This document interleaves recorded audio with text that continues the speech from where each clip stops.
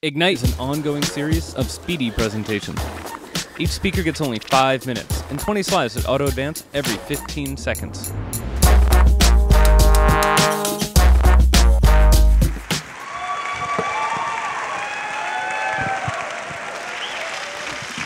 Thanks, Brady.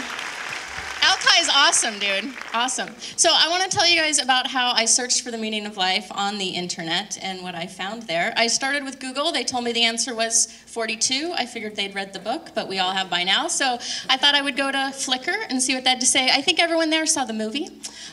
So that was like, okay, I want a little something else.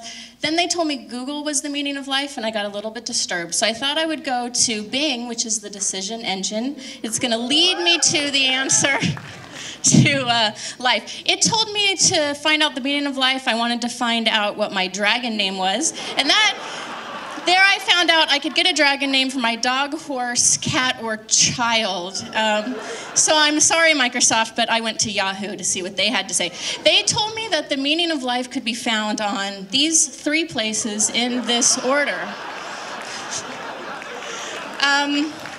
I thought I would start with the first one. So I went to Twitter and I asked them what the meaning of life was, and they actually sent me to Facebook. And I thought, well, maybe we're onto something here finally. So I go to Facebook and they told me the meaning of life was Robert Pattinson looks like a foot.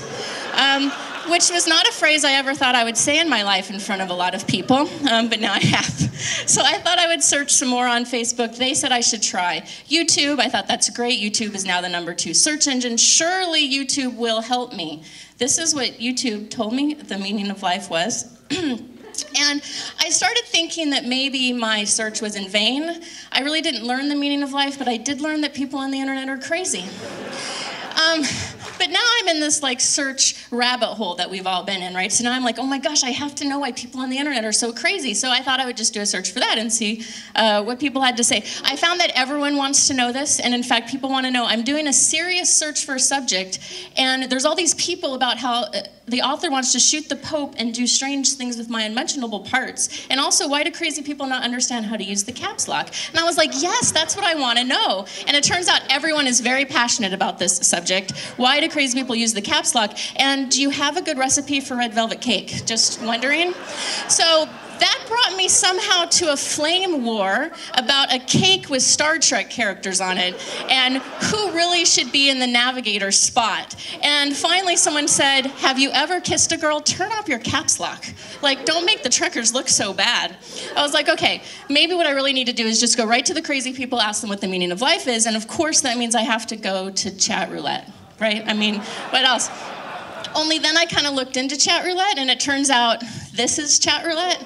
So I was like, I don't want to really know the meaning of life that badly. So sure enough, people on the internet are crazy. That's really all I came up with. But you know what? We're all on the internet as well, and we're all searching all the time. In fact, we're doing 2.9 million searches a minute, as it turns out. How many of you have searched this week? Yeah, so it turns out we use search engines for a lot of things. In fact, 71% of us use search engines to find information about our health, so we could live or die based on information from these crazy people, just, you know, in case you're wondering about that information. So what's going on here? We used to use public libraries to find information before the days of the internet. 13% of us now use public libraries for information, but 65% of us go to the library to do chat roulette. So you know, and why is this? So I found this science article that says, as it turns out, when we search, we want to search more and more because it stimulates the dopamine in our brains, and it's a state humans love to be in. So I thought, well, that's a lot of science. Perhaps you guys would like a graphic instead. So I made an illustration. Cocaine stimulates dopamine in your brain, exactly like searching.